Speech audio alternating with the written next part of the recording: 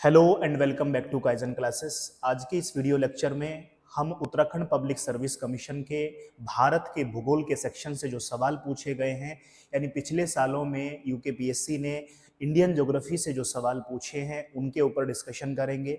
यहाँ डिस्कशन में हमने जो सोर्स रखा है वो सोर्स है यूथ पब्लिकेशन का, यूकेपीएससी का जो उन्होंने बुक निकाला है उसको हमने रखा हुआ है। तो उसमें सारे पीवाईक्यू दिए गए हैं। हम इस वीडियो में कोशिश करेंगे कि उसका एक्सप्लेनेशन को पढ़ते हुए हम आपको एडिशनल इन्फॉर्मेशन भी दे सके, क्योंकि भारत के भूगोल में कुछ चीज़ें करंट अफेयर्स के पॉइंट ऑफ व्यू से चेंज की गई हैं, उनको भी हमें समझते हुए चलना है ताकि अगर सवाल रिपीट हो तो हम वो गलती ना दोहराए हैं, क्योंकि करंट अफेयर्स में कुछ चीज़ें अपडेट हो गई है। तो बेसिकली इस वीडियो में हम क्या करने वाले हैं, इस वीडियो में हम करने वाले हैं कि पीवाईक्यू के थ्रू हम लोग अपना रिवीजन करने वाले हैं। आप मेरे साथ साथ इसमें बने रहेंगे। चलिए शुरुआत करते हैं पहले सवाल से, एक एक करके सवालों को देखते जाएंगे। देखिए, भारत का भूगोल हो या विश्व का भूगोल हो, जितना ज़्यादा आप उस चीज़ को मैप से पढ़ते चलेंगे, मैप से समझते चलेंगे, उतना ज़्यादा चीज़ें आपको क्लियर समझ में आती चलेंगी। जैसे पहला ही सवाल यहाँ पे 2024 के पीसीएस प्री में दिया गया था और सवाल पूछा है कि मैकमोहन रेखा निम्नलिखित विकल्पों में से किसके मध्य सीमा निर्धारित करती है। अब चूंकि मैकमोहन रेखा हम लोग जनरली पढ़ते हैं कि मैकमोहन जो सीमा रेखा है वो भारत और चीन के मध्य है, ये हम जनरल रीडिंग कहीं से भी करते हैं। पर देखिए, आयोग ने सवाल थोड़ा सा बदल दिया है। इसने जो 4 ऑप्शन दिए हैं, चारों ही ऑप्शन में भारत के अलग अलग राज्यों के बारे में दे दिया है, जैसे सिक्किम या चाइना, अरुणाचल प्रदेश या चाइना, या फिर उत्तराखंड और चाइना, हिमाचल प्रदेश और चाइना, यानी चारों में ही भारत तो है ही है। अब वो जनरल परसेप्शन यहाँ पे खत्म हो जाएगा। अब आपको पता होना चाहिए कि पर्टिकुलरली मैकमोहन रेखा जो है वो भारत के किस राज्य और तिब्बत या फिर हम कहें कि चीन के साथ में सीमा बनाती है। अब अगर हम इसके एक्सप्लेनेशन की बात करें तो इसमें एक्सप्लेनेशन में साफ तौर पर दिया गया है कि अरुणाचल प्रदेश और चीन के मध्य मैकमोहन रेखा सीमा निर्धारित करती है, भारत और चीन के मध्य। इस सीमा रेखा का नाम मैकमोहन रखा गया है, जो कब खींची गई थी, जो खींची गई थी 1914 ईस्वी में। तब चूंकि भारत आजाद नहीं हुआ है तो भारत की तरफ से जो प्रतिनिधित्व था उस समय वो ब्रिटिश भारत का था, और तिब्बत के बीच में उस समय तिब्बत एक अलग से एक प्रांत हुआ करता था, उसके बीच में समझौते के रूप में तय की गई थी। भारत और चीन के बीच इस सीमा रेखा को लाइन ऑफ एक्चुअल कंट्रोल या फिर एलएसी भी कहा जाता है। अच्छा, अब हम देख लेते हैं कि वो जो मैकमोहन रेखा हम बात कर रहे हैं वो मैकमोहन रेखा कहां पर है। तो जैसा कि आप इस मैप में देख पा रहे हैं, ये हमारी मैकमोहन रेखा है। यहाँ पे ये जो रेड लाइन यहाँ पे शो कराई गई है, ये रेड लाइन है, यहाँ पे ये है हमारा अरुणाचल प्रदेश। तो ये बेसिकली अरुणाचल प्रदेश और तिब्बत के बीच में बनती है। क्योंकि सीमा तो उत्तराखंड की भी लगती है चीन से, तिब्बत से, सीमा तो सिक्किम की भी लगती है, तो इस तरीके से सीमा तो हिमाचल प्रदेश की भी आप देख पा रहे हैं। पर यहाँ पे जो मैकमोहन लाइन है पर्टिकुलरली वो किसके साथ में है, वो बनाती है अरुणाचल प्रदेश, और ऊपर की तरफ चाइना का वो जो प्रांत है तिब्बत, उसके साथ में सीमा बनाती है। तो दोबारा से इस तरीके का कोई सवाल आता है तो आप उसको थोड़ा सा ध्यान रखेंगे। चलिए, अब यहाँ पे हमने देखा कि मैकमोहन रेखा किस किस के बीच में है। तो मैकमोहन रेखा का हमें पता चला कि मैकमोहन रेखा जो है वो भारत और चीन के बीच में है, और भारत में भी पर्टिकुलरली अरुणाचल प्रदेश के साथ में बनाती है सीमा। ऐसे ही अगर हम जाने कि भारत और पाक के बीच में, भारत और पाकिस्तान के बीच में, जैसा कि हम जानते हैं कि भारत और पाक के बीच में जो सीमा रेखा है उसको हम क्या कहते हैं, उसको हम कहते हैं रेड क्लिफ। क्या नाम है, रेड क्लिफ। अच्छा, अब एक सवाल आयोग ने पूछ लिया, यूके ट्रिपल एससी में वो सवाल पूछा गया था कि भारत और बांग्लादेश के बीच में क्या है। क्योंकि हमें पता होना चाहिए कि रेड क्लिफ जब खींची गई, रेड क्लिफ खींची गई जब भारत का बंटवारा होता है, और भारत के बंटवारे के समय पाकिस्तान में एक तो मेन पाकिस्तान वाला एरिया, और जिसको वो पूर्वी पाकिस्तान कहते थे यानी बांग्लादेश भी गया था। तो भारत और बांग्लादेश के बीच में भी वही सीमा रेखा है जो भारत और पाकिस्तान के बीच में है। यानी अगर सवाल भारत और बांग्लादेश के बीच में आता है तो भी सीमा रेखा का नाम रेड क्लिफ ही होने वाला है। इस तरीके से हम देखते हैं कि एक सीमा रेखा है भारत और अफगानिस्तान के बीच में। तो भारत और अफगानिस्तान के बीच में जो सीमा रेखा है उसका नाम है डूरंड सीमा रेखा। क्या नाम है, डूरंड सीमा रेखा। अच्छा, अब सवाल एक बारी तो उसने पूछ दिया कि बताइए पाकिस्तान और अफगानिस्तान के बीच में सीमा रेखा को किस नाम से जाना जाता है।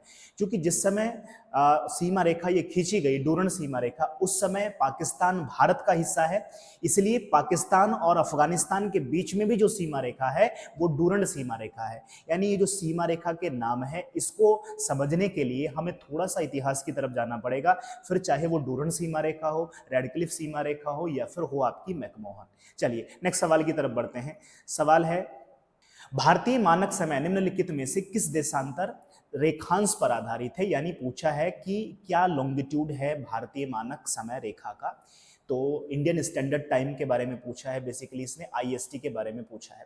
ठीक है, इसमें अगर आप उत्तर की बात करें तो उत्तर डी हो जाएगा। यहाँ पे थोड़ा सा अगर सवाल चेंज होता है तो उससे हम कैसे करेंगे, जैसा कि हमने कहा कि हम यहाँ पे पीवाईक्यूज के माध्यम से हम लोग रिवाइज करने वाले हैं। तो चलिए इस थोड़ा सा इस सेगमेंट को अलग से समझ लेते हैं। चलिए अब यहां पे हम समझ लेते हैं भारत की मानक समय रेखा को। भारत की मानक समय रेखा यानी इंडियन स्टैंडर्ड टाइम कौन सी है? आईएसटी, इंडियन स्टैंडर्ड टाइमलाइन कौन सी है? इसको समझने से पहले हमें वर्ल्ड ज्योग्राफी के एक छोटे से सेगमेंट को समझना होगा। देखिए ये हमारी अर्थ है। अगर अर्थ के बिल्कुल बीचों बीच इस तरीके से मैं एक हॉरिजॉन्टल लाइन बनाऊं तो उसको हम नाम देते हैं 0 डिग्री, और उसी को हम कहते हैं कि वो है हमारा इक्वेटर, जिसको हम कहते हैं विषुवत रेखा। ठीक है, इसी के पैरेलल अगर मैं उत्तर की तरफ, इसी के पैरेलल अगर मैं दक्षिण की तरफ लाइन बनाता जाऊं, समानांतर रेखाएं खींचता जाऊं, तो उन सभी रेखाओं को हम कहते हैं कि वो अक्षांश रेखाएं हैं, यानी लैटिट्यूड लाइन्स है। ठीक है, अगर मैं पृथ्वी के बिल्कुल बीचों बीच, चूंकि पृथ्वी गोल है एक तरीके से, अगर हम देखें थोड़ा सा, तो हम जहां भी लाइन बनाएंगे वही बीच में मानी जाएगी। तो अगर हम इस तरीके से एक वर्टिकल लाइन बनाते हैं तो इसको हम कहते हैं कि ये हमारा 0 डिग्री है, और 0 डिग्री में भी इसको हम कहते हैं कि ये हमारा 0 डिग्री देशांतर रेखा है, जिसको हम जीएमटी नाम देते हैं। हम ज्यादा डिटेल में नहीं जाएंगे, बस हमें भारत की मानक समय रेखा को इसमें सही ढंग से समझना है। आप समझते हैं कि आपने ग्लोब देखा होगा और ग्लोब पर इस तरीके से लाइन बनाई जाती है। ध्यान रखना है कि जो अक्षांश रेखाएं होती हैं वो समानांतर होती हैं, और दो पैरेलल लाइन समानांतर रेखाएं आपस में कहीं नहीं मिलती हैं। पर यहाँ पे हमें ध्यान रखते हुए चलना है कि जो हमारी देशांतर रेखाएं हैं वो समानांतर नहीं होती हैं, बल्कि इस तरीके से आपको इस तरीके से आपको देखने को मिलेंगी, ये वाली। इसी तरीके से पूरी पृथ्वी पर ये बनाई जाती हैं, यानी देशांतर रेखाएं दोनों ध्रुवों पर, नॉर्थ पोल पर भी और साउथ पोल पर जाकर सभी रेखाएं आपस में मिल जाती हैं। यानी इनके बीच में हर जगह दूरी एक समान नहीं रहती। सबसे ज्यादा दूरी देशांतर रेखाओं के बीच में इक्वेटर पर होती है, लगभग 111 किलोमीटर के आसपास, दो क्रमागत रेखाओं के बीच की अगर हम बात करें तो।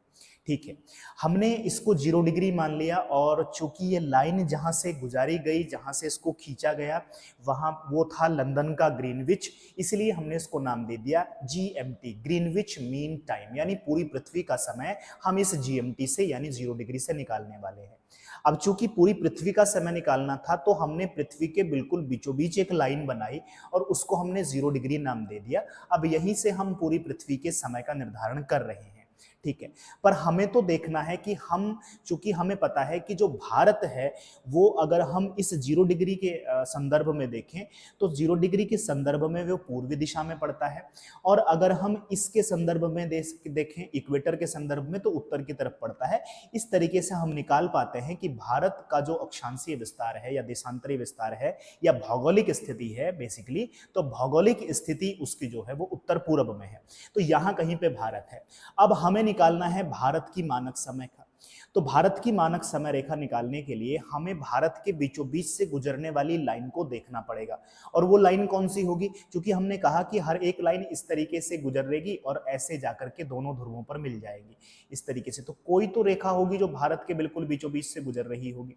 तो हमने देखा कि वो कौन सी रेखा है जो बिल्कुल भारत के बीचों बीच से गुजर रही है। रेखा कौन सी? देशांतर रेखा। मान लेते हैं ये वाली जो बाद वाली रेखा है यही वो रेखा है जो भारत के बिल्कुल बीचों बीच से गुजर रही है। हमने इसका देशांतर देखा तो हमने पाया कि इसका देशांतर निकल के आता है 82 डिग्री 30 मिनट।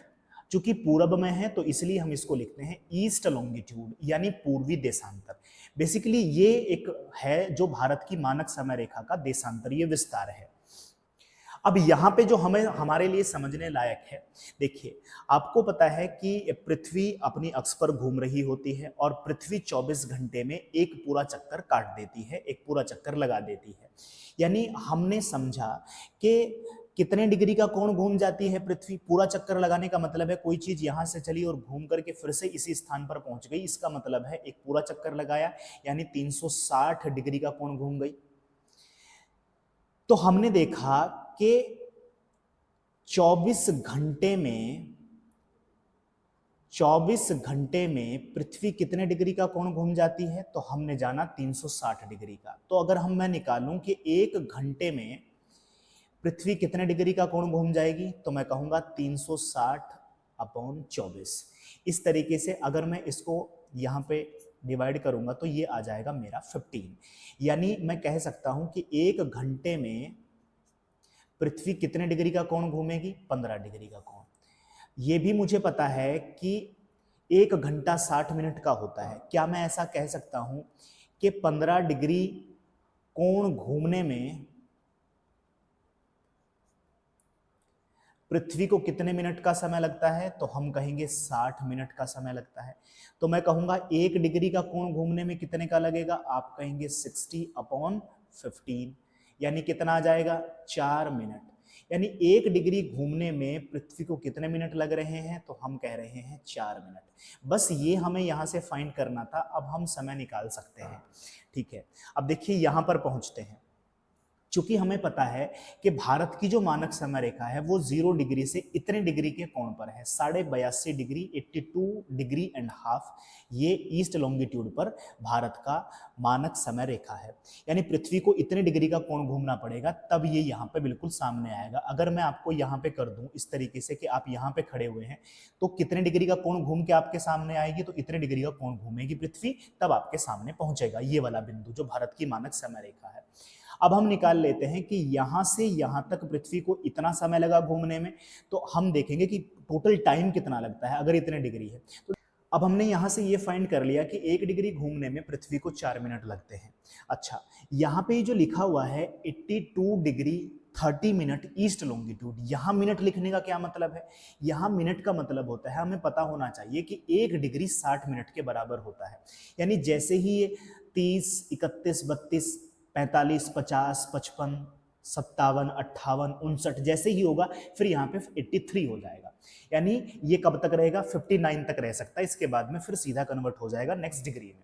तो 1 डिग्री 60 मिनट के बराबर होती है। ठीक है, अब हमें पता चल गया कि पृथ्वी को यहां से यहां पहुंचने में कितने डिग्री का कोण घूमना पड़ेगा, 82.5। तो अब हम सीधा सीधा निकाल लेंगे, क्योंकि हमें पता है कि 1 डिग्री में 4 मिनट लग रहे हैं, तो यहां से यहां पहुंचने में आप देखेंगे, इसको कैलकुलेशन करेंगे तो 328 मिनट आ गया है हमारा। ठीक है, अब हमें पता है कि अगर 1 डिग्री घूमने में 4 मिनट लगते हैं, तो आधा डिग्री घूमने में कितने मिनट लगेंगे, 2 मिनट लगेंगे। तो इस तरीके से हमने देखा कि टोटल मिनट कितना निकल के आ गया, 330 मिनट। अब इस 330 मिनट को आप सीधा सीधा घंटे में कन्वर्ट कर दीजिए। 300 मिनट को अगर मैं घंटे में कन्वर्ट करूंगा 5, और मुझे पता है कि 30 मिनट आधा घंटा होता है, तो कितने घंटे आ गए, 5.5 घंटे। इस तरीके से आप देखते हैं कि जो भारत की मानक समय रेखा है, जो IST है, आपसे सीधा सवाल पूछा जा सकता है कि IST GMT से कितने घंटे आगे है। आगे क्यों है, क्योंकि हमें पता है कि पृथ्वी जो है वो पश्चिम से पूरब की तरफ घूमती है, तो ये वाला हिस्सा हमेशा आगे रहेगा, तो इसलिए इसको आगे माना गया, इसलिए हमने कहा कि आगे है। तो कितने घंटे आगे है, हमने निकाल लिया कि 5.5 घंटे आगे है। अब जब आप अपना समय मिलाते हैं, आपने अपनी घड़ी में समय मिलाया हो, अपने मोबाइल फोन में अगर आप इंटरनेट ऑफ करके समय मिलाएंगे, तो ऑलरेडी वहां पर 5 घंटे 30 मिनट प्लस में लिखा रहता है। इसका मतलब यही है कि हम ये पहले से ही हमें पता है कि हम इतने घंटे आगे हैं। अब से सोचिए, अगर कोई आपसे ये पूछे कि मुझे GMT के समय के साथ में अपने समय को मिलाना है, तो मुझे क्या करना पड़ेगा, मैं जितना यहाँ से आगे बढ़ा हुआ हूँ 5.5 घंटे, उतना मुझे अपने समय में से पहले माइनस करना पड़ेगा, तब मेरा समय इसके इक्वल हो जाएगा। इसीलिए 5.5 घंटे पहले से ही मान के चलता है, उसको ऑटोमेटिकली आपका जो इंटरनेट वाला सिस्टम है वो इसको पहले ही डिटेक्ट कर देता है और फिर आपके समय को GMT के समय के साथ में मिला लेता है। अब यहाँ पे बात तो थी, केवल उसने सवाल में तो पूछा था भारत की मानक समय रेखा, वो तो हमने जान लिया कि 82.5 डिग्री ईस्ट लॉन्गिट्यूड है। बट इसके अलावा हमने ये भी जाना कि 1 डिग्री 60 मिनट के बराबर होती है। पृथ्वी को 1 डिग्री का कोण घूमने में 4 मिनट का समय लगता है। इस तरीके से आपसे वो कहीं का भी सवाल पूछ सकता है। जरूरी नहीं है कि वो आपसे भारत की मानक समय रेखा का ही पूछे। जब आपको ये यहाँ से आपको एक जानकारी मिल गई, तो अब आपसे वो पूछ ले, मान लीजिए कि 30 डिग्री मुझे वेस्ट का समय बताइए, वेस्ट लॉन्गिट्यूड का, ये तो ईस्ट लॉन्गिट्यूड है, मान लीजिए वो इस तरफ के 30 डिग्री का पूछता है आपसे, तो आप आराम से यहाँ पे 30 डिग्री का समय निकाल लेंगे। आपको पता है कि 1 डिग्री में अगर 4 मिनट लग रही है तो 30 में कितना लगेगा, 120 मिनट, यानी 2 घंटे। अब जो इस तरफ का है वो पीछे होगा, तो आप कहेंगे 2 घंटे यहाँ पर क्या है, हम उससे पीछे हैं। जो हमारा जीएमटी है, ग्रीनविच मीन टाइमलाइन जो है, उससे 2 घंटे पीछे है। इस तरीके से वो आपसे सवाल पूछता रहता है। अगर ऐसा सवाल कोई आपसे पूछता है तो आप उसको, जाहिर सी बात है, अब बना पाएंगे। चलिए अपने सवाल पे लौटते हैं फिर से। सवाल हमने देख लिया कि इसका उत्तर हो जाएगा डी। चलिए नेक्स्ट सवाल की तरफ बढ़ते हैं। सवाल कहता है क्षेत्रफल की दृष्टि से भारत का सबसे बड़ा राज्य कौन है। हम सभी को पता है क्षेत्रफल की दृष्टि से भारत का सबसे बड़ा राजस्थान है, ए ऑप्शन इसका हो जाएगा। इसके बाद में अगर हम देखें कि दूसरे नंबर पर जो नाम आता है वो आता है यहाँ पे मध्य प्रदेश में, तीसरे नंबर पर जो नाम आता है वो आता है महाराष्ट्र का, और चौथे नंबर पर उत्तर प्रदेश का। इस तरीके से इसका सही उत्तर हो जाएगा ए। चलिए नेक्स्ट सवाल की तरफ बढ़िए। सवाल कहता है निम्नलिखित देशों में से किसके साथ उत्तराखंड, सिक्किम, बंगाल, पश्चिम बंगाल की बात कर रहा है, उत्तर प्रदेश, बिहार, सभी राज्य अपनी सीमा बनाते हैं। सीधा सीधा सवाल किससे आया है, सीधा सीधा सवाल आया है मैप से। आइए मैप में समझते हैं कि कौन कौन से किसके साथ में सीमा बनाते हैं। अब देखिए यहाँ पे आपको साफ तौर पे दिखाई देगा, देखिए ये हमारा भारत का मैप है। अब आप इसमें सीधे तौर पे समझ सकते हैं जो सवाल उसने पूछा है। उसने पूछा है कि जिसके साथ में उत्तराखंड भी सीमा बनाता हो, जिसके साथ में उत्तर प्रदेश भी सीमा बनाता हो, बिहार भी सीमा बनाता हो, सिक्किम भी सीमा बनाता हो। आप देख पा रहे हैं इस तरीके से यहाँ पे एक देश हमें दिखाई दे रहा है और उस देश का नाम है नेपाल। तो नेपाल क्या कर रहा है, नेपाल इन सभी के साथ में सीमा बना रहा है। अब जितना ज्यादा आप मैप को देख के रहेंगे उतना ज्यादा सवाल के ठीक होने की संभावना बढ़ जाएगी। अब ऐसे जब आप इसको रट के जाएंगे तो चीजें गलत होने की संभावना ज्यादा रहती है। चलिए अब इसके ऑप्शन की तरफ बढ़ते हैं। इसने ऑप्शन दिया है हमें, चीन दिया है, बांग्लादेश दिया है, भूटान दिया है। आपको पता चल गया कि इसका सही उत्तर क्या होगा, नेपाल होगा। चलिए नेक्स्ट पॉइंट की तरफ बढ़ रहे हैं। पॉइंट कह रहा है कि 2021 में भारत में राज्यों की संख्या कितनी है। चलिए अभी तो आप बता देंगे कि इसकी राज्यों की संख्या कितनी है, 28 है। बेसिकली क्या हुआ कि 31 अक्टूबर का एक समय है, 31 अक्टूबर 2019 का समय। इससे पहले अगर हम भारतीय राज्यों को देखें तो इससे पहले हमारे पास भारतीय राज्यों की जो संख्या है वो हमारे पास 29 तो हमारे पास स्टेट हैं और हमारे पास में 7 यूनियन टेरिटरी हैं। इस तरीके की स्थिति यहाँ पे बनी हुई है। 29 राज्य और 7 केंद्र शासित प्रदेश हैं 31 अक्टूबर 2019 से पहले। आपको पता है कि 31 अक्टूबर को भारत सरकार ने जो जम्मू कश्मीर राज्य हुआ करता था उसको 2 केंद्र शासित प्रदेशों में बांट दिया। अगर जम्मू कश्मीर को तोड़ करके 2 केंद्र शासित प्रदेशों में बांटा गया तो जाहिर सी बात है यहां से एक की कमी हुई। तो कितने राज्य हो गए यहाँ पे राज्यों की संख्या हो गई 28 राज्य। यूनियन टेरिटरी में 2 यूनियन टेरिटरी बढ़ी, तो कितने यूनियन टेरिटरी हो गए हमारे यूनियन टेरिटरीज हो गए 9 यूनियन टेरिटरी। तो 31 अक्टूबर 2019 को 28 राज्य और 9 केंद्र शासित प्रदेश बन के तैयार हुए। मुझे पता है कि आपके दिमाग में यह आ रहा होगा कि नहीं अभी तो 8 केंद्र शासित प्रदेश है। उसका झमेला बनता है, वो बना 26 जनवरी 2020 को। 26 जनवरी 2020 को भारत सरकार ने 2 केंद्र शासित प्रदेशों को आपस में मिला दिया और उनके नाम थे दमन-दीव और दादर नगर हवेली। दोनों को मिलाकर के एक यूनियन टेरिटरी में कन्वर्ट कर दिया। यानी 26 जनवरी 2020 से पहले अगर आपसे पूछे तो 28 राज्य और 9 केंद्र शासित प्रदेश हैं। 26 जनवरी को 2 यूनियन टेरिटरी को आपस में मिला दिया गया और अब ये 9 में से 1 कम हो जाएगा क्योंकि 2 को 1 में तो कन्वर्ट ही किया गया। तो अब अगर हम वर्तमान में ये देखें तो 28 राज्य और हमारे पास में 8 यूनियन टेरिटरी बचती हैं। इस तरीके से आप इसका सही उत्तर दे सकते हैं। यहाँ केवल राज्यों के बारे में पूछा है, अगर आपसे यूनियन टेरिटरी के बारे में भी पूछे और उसके एक तरीके के विकास के बारे में पूछे तब भी आप बता पाएंगे कि 7 से कैसे 9 पे पहुंचे और फिर कैसे हम 8 तक पहुंच गए हैं। ये सारी बातें यहाँ पे दी गई हैं। साल की तरफ बढ़ेंगे। निम्न राज्यों को उनके क्षेत्रफल के अनुसार आरोही, आरोही का मतलब होता है असेंडिंग ऑर्डर की बात कर रहे हैं, बढ़ते क्रम में व्यवस्थित कीजिए। यानी कि आपको बताना है सबसे छोटा कौन सा है, उसके बाद उससे बड़ा, उससे बड़ा, और सबसे लास्ट में आपको सबसे बड़ा रखना है। आपको बहुत सारी चीजें नहीं पता है, पर कम से कम भारत के बारे में आपको इतना तो पता है। अब यहाँ पे केवल आप एक्सप्लेनेशन, एडिशनल इंफॉर्मेशन ना देखें, बल्कि ये भी देखें कि पेपर में सवाल जब आता है उसको हमें किस तरीके से, किस अप्रोच से हल करना होता है। मान लीजिए मुझे नहीं पता है कि सही क्रम क्या है, पर मुझे इतना पता है कि भारत के क्षेत्रफल के अनुसार एरिया वाइज सबसे बड़ा राज्य जो है वो राजस्थान है, तो मैं इन चारों ऑप्शन में पहले वो ऑप्शन ढूंढूंगा जिसमें राजस्थान सबसे बाद में दिया गया हो। देखिए अब यहाँ पे उत्तर प्रदेश दिया गया है, क्योंकि मुझे असेंडिंग ऑर्डर पूछा, अगर मुझे डिसेंडिंग ऑर्डर पूछता, अवरोही क्रम पूछता, तो मैं ढूंढता सबसे पहले नंबर पर चूंकि मेरे से आरोही क्रम पूछा गया है तो मैं देखूंगा सबसे बाद में कहां है। तो देखो तीन ऑप्शन तो मैं ऐसे ही इसमें से कट कर दूंगा कि ये वाले तो नहीं है।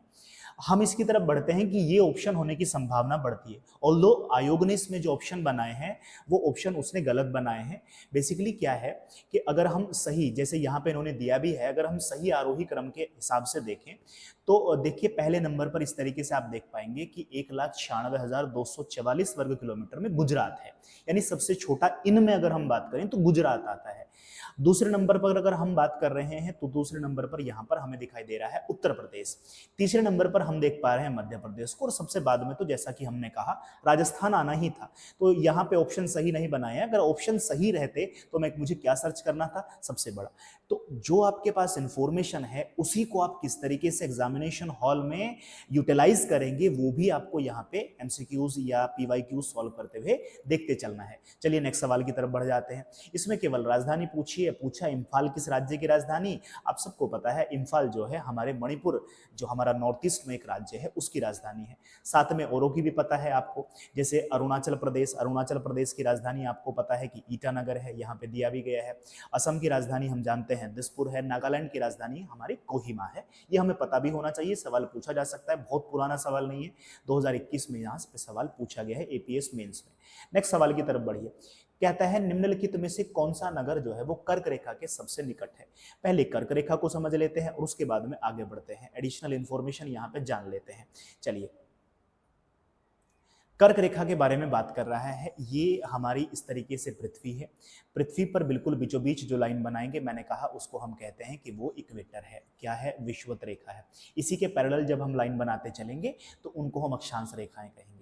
इसी तरीके से पृथ्वी पर एक लाइन यहाँ पे बनती है और उसका अक्षांश हो जाता है 23.5 डिग्री। चूंकि उत्तर की तरफ है, नॉर्थ लैटिट्यूड है, तो हम इसको कहते हैं एनएल या फिर उत्तरी अक्षांश भी कहते हैं। इसको अगर हम नाम दें तो नाम दिया जाता है इसको कर्क रेखा। और आप जानते हैं कि जो भारत है, भारत का विस्तार अगर हम बात करें कि भारत का विस्तार कहाँ से शुरू होता है, तो भारत का विस्तार अगर हम मुख्य भूमि की बात करें तो 8 डिग्री 4 मिनट से शुरू हो रहा है। चूंकि ये भी उत्तर की तरफ है तो नॉर्थ लैटिट्यूड है। अगर हम ऊपर की तरफ देखें तो इस तरीके से, ऐसा नहीं है कि भारत उत्तरी ध्रुव तक आता है, बनाने के क्रम में बन रहा है, तो यहाँ पे हम देखेंगे 37 डिग्री 6 मिनट, ये भी उत्तरी। तो जो कर्क रेखा है वो भारत के बिल्कुल बीचों बीच से गुजरती है और भारत के 8 राज्यों से कर्क रेखा होकर के गुजरती है, 8 राज्यों से। अच्छा, अक्षांश कितना है, 23.5 डिग्री। 23.5 को वो ऐसे भी लिख के दे सकता है, कंफ्यूज नहीं होना है। 30 मिनट उत्तरी अक्षांश ऐसे भी लिख के दे सकता है। कई बार बच्चा इसको खोजता रहता है या फिर इसको खोजता है कि 23.5 यहाँ पे दिया हो, डिग्री दिया हो और मुझे नॉर्थ लैटिट्यूड मिल जाए। नहीं, ये तो नहीं हो सकता, ये भी हो सकता है। तो मैंने बताया आपको पिछले कि 1 डिग्री का मतलब है 60 मिनट्स। तो चलिए अब देखिए सवाल में क्या कहा गया है। सवाल में कहा गया है कि कौन सा नगर जो है वो कर्क रेखा के सबसे निकटतम है। ठीक है, पहले मुझे ये पता हो कि जो भारत की जो कर्क रेखा है जो भारत से गुजरती है वो भारत के कौन कौन से राज्य से गुजरती है। कर्क रेखा के बारे में जब मैं बात करूंगा तो मैं आपको एक ट्रिक बताता हूं। ट्रिक है गरम चीज बदतमीज। आराम से आप इसको याद रखिए।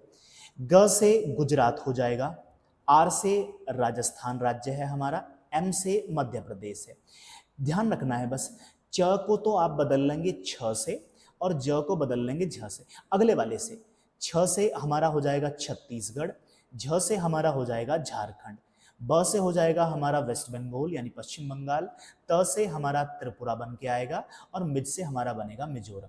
इस तरीके से आप देखेंगे 1 2 3 4 5 6 7 8 और यही हमने कहा कि भारत से कर्क रेखा भारत के 8 राज्यों से होकर के गुजरती है। अच्छा, इसमें ट्रिक्स तो बहुत सारी बनाई जा सकती हैं, पर इस ट्रिक के साथ में एक बहुत अच्छी बात यह है, कई बार आयोग आपसे इस तरीके से सवाल पूछता है कि भारत के वो राज्य जिनसे कर्क रेखा होकर के गुजरती है उनको पूरब से पश्चिम या पश्चिम से पूरब सजाइए। इसमें सब चीज क्रम से दी गई है, आपसे पूरब से पश्चिम पूछे या फिर पश्चिम से पूरब पूछे, सारी क्रम से दी गई है। अच्छा, अगर मैं अब ऑप्शन की बात करूं तो देखना है यहां पे ना ही तो पंजाब है और ना ही हरियाणा है, एक ऑप्शन आपको इसमें देख लेना है। यहां पे महाराष्ट्र भी आपको नहीं दिखाई दे रहा है। चलिए अब मैं सवाल की तरफ बढ़ता हूं, कैसे एलिमिनेशन मेथड से हम सवाल को सॉल्व करते हैं। देखिए जितने 4 ऑप्शन दिए हैं, 4 ऑप्शन में से जितने ऑप्शन को आप जितनी जल्दी एलिमिनेट कर देंगे उतने ज्यादा सवाल के ठीक होने की संभावना बढ़ जाएगी। देखिए तो अगर आपको सवाल सीधा सीधा आता है तब तो कोई दिक्कत ही नहीं है, पर सवाल जो आपको कट ऑफ से नीचे रखते हैं वो वाले होते हैं जिनमें हम कंफ्यूज हो रहे होते हैं, और इन्हीं सवालों से हम उस कंफ्यूजन को दूर करने की प्रैक्टिस कर रहे हैं। तो देखो हमें पता है कि नागपुर कहां पे मिलेगा, महाराष्ट्र, हो ही नहीं सकता क्योंकि यहां से तो जाती ही नहीं है। चंडीगढ़ आपको पता है कि पंजाब और हरियाणा में दोनों की राजधानी है, उसमें तो ये तो हो ही नहीं सकता। अब हमें ढूंढना है कि यहां पर जोधपुर में हो सकती है या फिर कलकत्ता में हो सकती है। देखो अगर हम भारत के मैप पे इस बात को देखें तो यहां से इस तरीके से हम देखेंगे कि इस तरीके से यहां से ये गुजर रही है, मध्य प्रदेश से जाएगी, छत्तीसगढ़ भी आएगा, झारखंड, ये इस तरीके से ये रेखा गुजरेगी। गुजरात से जा रही है, राजस्थान से जा रही है, राजस्थान में जोधपुर है और जोधपुर राजस्थान में यहां पे है। जबकि आप पश्चिम बंगाल में देख रहे हैं, पश्चिम बंगाल की ये कैपिटल है कोलकाता, ये इसके ज्यादा नियर है। कर्क रेखा के नियरेस्ट कौन सा है, तो नियरेस्ट में कौन सा हो जाएगा, कलकत्ता हो जाएगा जो कि वेस्ट बंगाल की कैपिटल है। और अगर हम जोधपुर की बात करें जो कि राजस्थान में है तो वो उससे काफी दूर है, जैसा कि आप मैप में देख पा रहे हैं। मैंने कहा कि geography is all about mapping, तो मैपिंग अगर आप सही ढंग से कर लेते हैं तो ये बात यहाँ पे बन जाती है। तो उसका सही उत्तर क्या हो जाएगा, ए ऑप्शन इसका सही उत्तर हो जाएगा। चलिए नेक्स्ट सवाल की तरफ बढ़ते हैं। देखिए सवाल कहता है निम्नलिखित में से किस भारतीय राज्य की सबसे लंबी तटरेखा है, यानी कोस्टल बाउंड्री के बारे में पूछा है या कोस्ट लाइन के बारे में हमसे पूछा गया है। 4 ऑप्शन दिए हैं, महाराष्ट्र है, केरल है, तमिलनाडु है, गुजरात है। हमने रट के रखा हुआ है कि यहाँ पे कौन सा ऑप्शन हो जाएगा, गुजरात की तटरेखा सबसे लंबी है। अभी भी वाकई में अभी तक भी गुजरात की तटरेखा सबसे लंबी है, पर यहाँ पे जो नीचे डेटा दिया गया है और जो आप सभी ने अपने नोट्स में लिखा भी होगा, याद भी किया होगा कि भारत की जो तटीय सीमा की लंबाई है, अगर हम मुख्य भूमि या मेनलैंड की बात करें तो वो 6100 किलोमीटर के आसपास होती है। अगर हम उसमें द्वीप समूह को शामिल कर लें तो 7516.6 किलोमीटर हो जाती है। यही डेटा जब से आपने तैयारी करनी शुरू करी होगी तब से यही डेटा आप पढ़ते चले आ रहे होंगे, पर अब ये डेटा गलत हो जाता है क्योंकि यहाँ पे करंट अफेयर्स इंटरलेक हो चुका है। यहाँ पे सरकार ने नए तरीके से सीमा रेखा का निर्धारण किया है और उसमें ये सीमा रेखा इससे कहीं ज्यादा बढ़ी हुई आई है। चलिए अब उसको समझते हैं कि वो सीमा रेखा क्या है जो बढ़ी हुई सीमा रेखा हमें दिखाई देती है। आइए अब अपने इस करंट अफेयर्स की तरफ आप बढ़िए। करंट अफेयर्स में हम सीखेंगे कि जो भारत की तटरेखा है, जो कि हमने देखा था कि 7516.6 अभी तक हम पढ़ते चले आए थे, उसमें एक नया अपडेट आया है, उसमें अब नई चीजें जुड़ी हैं। तो भारत की तटरेखा या तटीय सीमा का पुनर्गणना हुई है, उसका रिकैलकुलेशन किया गया है भारत सरकार के द्वारा, और जिससे इसकी वैल्यू, अब जो इसकी लंबाई है वो बढ़ गई है। अच्छा, पहला पॉइंट है तटीय सीमा रेखा में जो वृद्धि हुई है पहले की तुलना में, वो हुई है 47.6% की टोटल में। क्योंकि करंट अफेयर्स का सवाल है, ज्योग्राफी में इसको जोड़ के पूछा जा सकता है, तो ये एक आपके लिए सवाल हो जाता है। हमने जैसा कि पढ़ा है पुरानी तटीय सीमा की लंबाई होती है 7516.6 किलोमीटर, ये पुराना था। जो नई तटीय सीमा की लंबाई है, नई कोस्ट लाइन जो आई है वो आई है 11,098 किलोमीटर। तो देखिए कितना सारा अंतर आपको यहाँ पे दिखाई दे रहा है। अब नई सीमा रेखा जो है वो, सॉरी, हमारी जो तटीय सीमा रेखा है वो हो जाएगी 11,098 किलोमीटर। अब इसमें नेक्स्ट पॉइंट है कि जो पुरानी सीमा रेखा थी उसका निर्धारण हुआ था 1970 के, तो यानी 5 दशक के बाद में अब क्या किया गया है, जनवरी 2024 में नया निर्धारण हुआ है, नई सीमा रेखा का निर्धारण किया गया है। किसके द्वारा किया गया है, मंत्रालय क्या है, तो ध्यान रखना है नेशनल मैरीटाइम सिक्योरिटी कोऑर्डिनेटर्स के द्वारा, इसके निर्देश पर गृह मंत्रालय के द्वारा क्या किया गया है, इस सीमा रेखा का निर्धारण किया गया है। रिवाइज्ड पैरामीटर क्या है, किन के आधार पर ये सीमा रेखा हमें 7516.6 से 11098 किलोमीटर दिखाई देती है। तो देखो, जो हमारी पुरानी सीमा रेखा थी, उस पुरानी सीमा रेखा का जब हमने निर्धारण किया था, उसका मेजरमेंट किया था, तो हमने बेसलाइन से किया था। बेसलाइन क्या होती है, क्योंकि हम देखते हैं कि मान लीजिए ये हमारी तटरेखा है, तो ये तो हम बनाने में बनाते हैं, पर एक्चुअल में अगर आप भारत के मैप को देखेंगे तो चूंकि तट है तो कटा फटा तट होगा इस तरीके से, कहीं पे लैंगून है तो अंदर को हो गया, एस्चुरीज हैं इस तरीके से, तो ये है। तो हम क्या करते हैं भाई, अगर हम मान लीजिए इस जगह से मापेंगे, कोई चीज़ अगर मान लो इस तरीके से अंदर है, अगर हम यहाँ से मापेंगे तो जाहिर सी बात है कि अगर इस तरीके से तो ये लंबाई थोड़ी बढ़ जाएगी, अगर हम यहाँ से माप रहे हैं तो लंबाई घट जाएगी। तो हम क्या करते हैं, यहाँ पे एक बेसलाइन बना लेते हैं और उससे सीधा सीधा हम उसका निर्धारण कर देते हैं। अब देखो, सीधा सीधा मापेंगे तो जाहिर सी बात है कि वो कम रहेगी। अब सरकार ने क्या किया है, जबकि नई सीमा रेखा में खाड़ी को, ज्वार नदमुख जिसको हम एस्चुरी कहते हैं, एस्चुरीज को, इनलेट्स को, और जितनी भी भू आकृतियां हैं उन सबको भी शामिल किया है। यानी अब अगर मुझे मेजरमेंट करना है तो मैं बेसलाइन से ना करके, अगर कोई चीज अंदर है तो वहां भी उसके किलोमीटर को मापते हुए इस तरीके से भी मैं पूरा का पूरा मेजरमेंट करूंगा। इस तरीके से हमने देखा कि ये हमारी जो लेंथ है, कोस्ट लाइन जो है वो हमारी बढ़ गई। अच्छा, क्या क्या इसमें चेंजेस हमें देखने को मिले हैं। गुजरात की बात कर लेते हैं, जैसा कि ऑप्शन में था भी कि सबसे बड़ी तटरेखा किसकी है, तो गुजरात राज्य की है, पहले भी थी। पहले हम देखते हैं कि पहले गुजरात राज्य के बारे में जब हम पढ़ते थे तो हमें लगता था कि 1214 के आसपास, 1214 किलोमीटर के आसपास उसकी कोस्ट लाइन थी। अब अगर हम गुजरात के बारे में, अगर आपसे गुजरात के बारे में, तटरेखा के बारे में पूछे तो आपको बताना है 2340 किलोमीटर। एक डेटा मिल गया आपको। पश्चिम बंगाल, पहले पश्चिम बंगाल 157 किलोमीटर हुआ करता था। अब अगर आप पश्चिम बंगाल की सीमा रेखा को, तटीय सीमा रेखा को देखेंगे तो वो 721 है। सवाल तो ये भी पूछा जा सकता है कि बताइए कौन से राज्य में सबसे ज्यादा कोस्ट लाइन में वृद्धि हुई है, तो वो ध्यान रखना है आपको, पश्चिम बंगाल है। लगभग 357% की वृद्धि यहाँ पे देखी गई है। अच्छा, तमिलनाडु, तमिलनाडु पहले हुआ करता था 906 किलोमीटर, अब है 1068। बदलाव के बाद कितना हो गया है, 1068 किलोमीटर हो गया है तमिलनाडु। पहले हम ये पढ़ते थे कि टॉप 3 जिनकी कोस्टल बाउंड्री है उनके नाम के बारे में हम एक पढ़ते थे, G8, गुजरात, आंध्र प्रदेश और तमिलनाडु। ये टॉप 3 थे जो घटते क्रम में थे किसके, तटीय सीमा रेखा के। पर अब ये आंकड़ा बदल गया है, ध्यान रखना है, अब जीटीए हो जाएगा।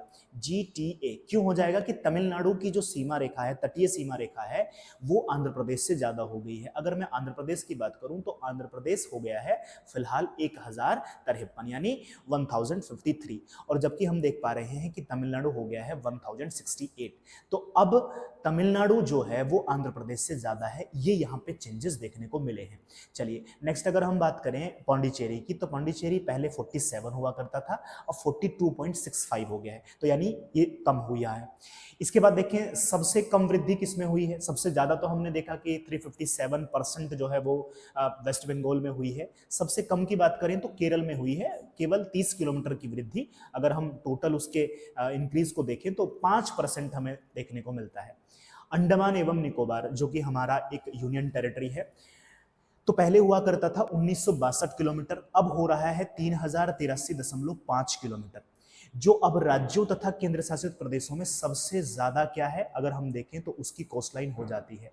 अगर वो आपसे पूछ रहा है केवल राज्यों में, तब तो आप चले जाएंगे गुजरात के साथ में, बट अगर वो कह रहा है कि सबसे ज्यादा किसकी है, फिर वो नाम नहीं ले रहा है, ना ही तो राज्य, ना ही तो केंद्र शासित प्रदेश, या फिर आपको कहता है केंद्र शासित प्रदेश ऑब्लिक राज्य, तो तब आप किसके साथ में जाएंगे, अंडमान निकोबार के साथ में जाएंगे। तो अंडमान निकोबार 3083.5 किलोमीटर के साथ में सबसे लंबी कोस्ट लाइन अभी फिलहाल में रखता है, ये आपको ध्यान रखना है। तो ये हो जाता है हमारा एडिशनल इंफॉर्मेशन करंट अफेयर्स का, इसको आप नोट डाउन कर लेंगे। अगर आपको पीडीएफ चाहिए इन सारी चीज़ों की, ये जिससे हम पढ़ा रहे हैं इस बुक की पीडीएफ को छोड़ के, क्योंकि कॉपीराइट इशू रहता है, इसको छोड़ करके बाकी जो हमारे अपने नोट्स हैं, जैसे कि मैंने ये आपको पढ़ाया, मैप है मैकमोहन का जो हमने मैप दिखाया आपको, अगर वो सब चाहिए तो आप हमें कमेंट सेक्शन में बताएंगे, हम आपको वहां पे इसको भेज देंगे। चलिए नेक्स्ट सवाल की तरफ बढ़ते हैं। तो ये आपको समझ में आ गया। चलिए अब नेक्स्ट सवाल की तरफ बढ़ लेते हैं। सवाल कहता है भारत के राष्ट्रीय पशु और पक्षी का क्रमानुसार, आपको पता है बाघ और मयूर, टाइगर और पिकॉक, ये हमारा है। अब पूछा है इसने नेक्स्ट सवाल में कि निम्नलिखित में से भारत का वो कौन सा राज्य है जो एक राज्य कई विश्व के रूप में जाना जाता है। एक राज्य है और उससे कई विश्व निकल के आते हैं। तो देखिए यहाँ पे केरल, तमिलनाडु, कर्नाटका, गोवा, तो इसका सही उत्तर हो जाएगा कर्नाटक, क्योंकि कर्नाटक का जो ज्योग्राफी है, जो वहाँ का कल्चर है, जो वहाँ का हिस्टोरिकल एस्पेक्ट है, वो उसमें डाइवर्सिटी है, और उस डाइवर्सिटी के हिसाब से कर्नाटक में ही हमें कई तरीके के देश दिखाई देते हैं, इसलिए हमने कहा एक राज्य कई विश्व या कई देश वहाँ पे दिखाई देते हैं। ऑप्शन उसका सही हो जाएगा, क्योंकि वहाँ पठार भी हैं, मैदान भी हैं, पहाड़ भी हैं, सारी चीज़ें हैं। चलिए, भारत की समुद्री तटरेखा की कुल लंबाई कितनी है? अब आप जान चुके हैं, 11,098 किलोमीटर हो चुकी है। अब इसमें अगर ऑप्शन आता है तो आप इसके साथ में जाएंगे। अगर इसमें से मान लीजिए ये आ गया 7,516.6 किलोमीटर, एक ही आ गया और एक आ गया इसमें से कोई नहीं, नन ऑफ दीज, तो आप नन ऑफ दीज के साथ में जाएंगे, क्योंकि ये भारत सरकार का आंकड़ा है, मेरा और आपका आंकड़ा नहीं है, तो आपको ये आंकड़ा ध्यान रखना है। चलिए नेक्स्ट सवाल की तरफ बढ़ते हैं। अच्छा, इसमें एक एडिशनल इन्फॉर्मेशन इन्होंने दी है कि जो भारत का समुद्र तट है उस पर 9 राज्य हैं और 4 केंद्र शासित प्रदेश सीमा को बनाते हैं। जो हमने देखा कि 11,098 किलोमीटर का जो कोस्ट लाइन है, उस कोस्ट लाइन से भारत के 9 राज्य और 4 केंद्र शासित प्रदेश लगते हैं। इसको थोड़ा सा मैप में देख लेते हैं, क्योंकि जितना ज़्यादा आप मैप देखेंगे उतना ज़्यादा चीज़ें आपके कंठस्थ हो जाएंगी। देखिए, अगर हम बात करें राज्यों की, तो देखिए अगर हम बात करें राज्यों की, तो अरेबियन सी में 5 राज्य लगते हैं जो कोस्ट लाइन बनाते हैं। पहला है गुजरात, दूसरा आप देख रहे हैं महाराष्ट्र, तीसरा है गोवा, चौथा है कर्नाटका और 5वें नंबर पर आप देख पा रहे हैं केरला। ये तो हो जाते हैं जो अरब सागर से बनाते हैं। अब दूसरी तरफ हम बढ़ते हैं, 5 हो गए। छठे नंबर पर हम देख रहे हैं तमिलनाडु, 7वें नंबर पर आंध्र प्रदेश है, 8वें नंबर पर हमने देखा ओडिशा और 9वें नंबर पर हम देख रहे हैं वेस्ट बंगाल है। इस तरीके से हमारे 9 राज्य हैं जो कोस्टल बाउंड्री को बनाते हैं या फिर हमारी कोस्ट लाइन को बनाते हैं। अब हमने कहा था कि 4 केंद्र शासित प्रदेश हैं। देखिए, एक तो है हमारा यूनियन टेरिटरी अंडमान एवं निकोबार, दूसरा हम जानते हैं एक है हमारा लक्षद्वीप, एक हमें पता है कि अलग अलग जगहों पर एक हमारा केंद्र शासित प्रदेश है पांडिचेरी, 3 हो गए, एक हमारा है दमन दीव और दादर नागर हवेली। इस तरीके से हमारे 4 केंद्र शासित प्रदेश और 9 हमारे राज्य हो जाते हैं जो हमारी कोस्ट लाइन को बनाते हैं। चलिए नेक्स्ट सवाल की तरफ बढ़ लेते हैं। फिर से सवाल पूछा है मैकमोहन रेखा, यहाँ पे सीधा सवाल पूछा गया है, तो भारत और चीन हो जाएगा। हमें तो इतना भी पता चल गया है कि भारत में भी अरुणाचल प्रदेश है, जैसा कि हमने पहले ही सवाल में देखा था। नेक्स्ट है, निम्नलिखित में से एक मेघालय राज्य की राजधानी है। मेघालय राज्य की राजधानी आप समझते हैं, शिलांग है। दिसपुर, आपको पता है कि दिसपुर किसकी राजधानी है, अभी हमने पहले बताया था। इम्फॉल किसकी राजधानी, आइजॉल किसकी राजधानी है, इसको आप देख लेंगे। बस इतना ध्यान रखना है, ये जो मेघालय है, ये मेघालय जो ब्रिटिशर्स यहाँ पे पहले रहा करते थे, उनको वैसी ही ठंडा क्लाइमेट, उसी तरीके के क्लाइमेट का अनुभव कराता था जैसा कि उनको यूरोप में स्कॉटलैंड में दिखाई देता था। इसलिए वे इस मेघालय को क्या कहते थे, Scotland of the east, east का स्कॉटलैंड कहते थे। कभी कभी इस तरीके के सवाल भी आपसे पूछ लेता है। चलिए नेक्स्ट सवाल की तरफ बढ़ते हैं। कहता है, निम्नलिखित राज्यों में से किसकी बांग्लादेश से अंतरराष्ट्रीय सीमा नहीं है? बांग्लादेश से कौन सीमा नहीं बनाता है? मेघालय, मिजोरम, मणिपुर, त्रिपुरा। ऑप्शन तो है मणिपुर, ठीक है। अब सवाल को घुमा भी सकता है, तो हम क्या कर लेंगे, उसको सीधा जाएंगे मैप में देखेंगे। किसके बारे में पूछा है, बांग्लादेश से कौन नहीं बनाता है? तो देखो, बांग्लादेश की अगर बात करें तो ये मेघालय है, येलो कलर में यहाँ पे जो दिखाया गया है ये मेघालय तो बना रहा है। आप देख पा रहे हैं कि यहाँ पे इस तरीके से मिजोरम है, ये एक सीमा रेखा है, इसके इधर आपको म्यांमार दिखाई देगा, इसके इस तरफ आपको बांग्लादेश दिखाई देगा। थोड़ा सा जूम कर लेते हैं ताकि क्लियर हो जाए। ये वाला जो पोर्शन है, इस लाइन के इस तरफ वाला जो पोर्शन है और यहाँ तक ये पूरा बांग्लादेश है। तो देखो, मिजोरम भी बना रहा है, यहाँ पे आप देख रहे हैं त्रिपुरा भी बना रहा है, मेघालय भी बना रहा है, यहाँ पे असम भी बनाता है, वेस्ट बंगाल भी बनाता है। अगर आपसे पूछ ले सिक्किम बनाता है कि नहीं बनाता है, तो आप कहेंगे नहीं, सिक्किम नहीं बनाता है। एक ऑप्शन उसने दिया है आपको मणिपुर, और ये है आपका मणिपुर। तो देख पा रहे हैं, मणिपुर इसके साथ नहीं बनाता। मणिपुर तो किसके साथ में बनाता है, म्यांमार के साथ में बनाता है, तो मणिपुर नहीं बना रहा है। तो ऑप्शन क्या हो जाएगा, मणिपुर उसका सही उत्तर हो जाएगा। चलिए नेक्स्ट सवाल की तरफ बढ़ते हैं। वह भारतीय राज्य जिससे होकर कर्क रेखा नहीं गुजरती है। अब आप तो जान ही गए हैं कौन सा राज्य, उड़ीसा से तो नहीं गुजरती है, क्योंकि हमने तो 8 राज्य देख लिए। गर्म चीज बदतमीज, हमें तो ये भी पता चल गया कि कर्क रेखा 23.5 डिग्री उत्तरी अक्षांश से होकर गुजरती है। कहाँ कहाँ से गुजर रही है वो सारे हमने देख लिए हैं। निम्नलिखित में से कौन सा देश भारत के साथ सबसे लंबी अंतर्राष्ट्रीय सीमा की हिस्सेदारी रखता है? क्या वो चीन है? चीन भी सीमा रेखा बनाता है, बांग्लादेश भी बनाता है, नेपाल भी बनाता है, पाकिस्तान भी बनाता है। अगर हम यहाँ पे एक बात करें कि चीन की अगर हम सीमा रेखा की बात करें तो चीन लगभग 3,488, चीन के बारे में बात कर रहा हूं, तो चीन लगभग 3,488 किलोमीटर की सीमा रेखा बनाता है। याद रहे, ठीक है, नहीं तो कम से कम सबसे लंबी सीमा रेखा ही पूछता है, तो वो तो पता ही हो आपको। अच्छा, अगर बात कर रहा है नेपाल की, तो नेपाल लगभग 1751 किलोमीटर की सीमा रेखा भारत के साथ में बनाता है। पाकिस्तान की अगर बात करें कि पाकिस्तान कितना बनाता है, तो पाकिस्तान लगभग 3323 किलोमीटर की सीमा रेखा हमारे साथ बनाता है। बांग्लादेश की बात करें तो बांग्लादेश सबसे ज्यादा सीमा रेखा बनाता है और वो है 4096 किलोमीटर की। 4096 किलोमीटर की सबसे लंबी सीमा रेखा जो है वो बांग्लादेश की है, तो आपको याद रखेंगे बांग्लादेश है। इसके बाद में अगर आप देखेंगे इसके बाद में कौन सा नंबर आता है, तो चीन का नंबर आ रहा है। अगर हम चार ऑप्शन हम घटते क्रम में भी पूछ सकता है आपसे। तीसरे नंबर पर पाकिस्तान है, चौथे नंबर पर नेपाल है, तो ये हो जाता है। अच्छा, हमें तो ये भी पता है कि बांग्लादेश के और भारत के बीच में जो 4096 लंबी सीमा रेखा है, इसका नाम क्या है, इसका नाम है रेड क्लिफ। पाकिस्तान के साथ भी रेड क्लिफ, चीन के साथ में मैकमोहन है। ठीक है, तो ये इस तरीके से चीजों को आपको जोड़ते हुए चलना है। नेक्स्ट सवाल की तरफ बढ़िए। सवाल देखिए क्या कहता है, भारत का कौन सा दक्षिणतम बिंदु है। भारत के दक्षिणतम बिंदु के बारे में पूछा है। हम दक्षिणतम ही क्यों, हम तो चारों बिंदुओं के बारे में देख लेते हैं। तो ये हमने चार एंगल बनाए, सबसे उत्तरी ध्रुव, सबसे दक्षिणी, सबसे पूर्वी, सबसे पश्चिमी। अगर हम बात करें सबसे उत्तरी, तो सबसे उत्तरी पे नाम आता है इंदिरा कोल का। किसका नाम आता है, वो है इंदिरा कोल। कोल, और ये कहाँ पर है ये भी हमें पता हो, तो ये जो है वो लद्दाख में है।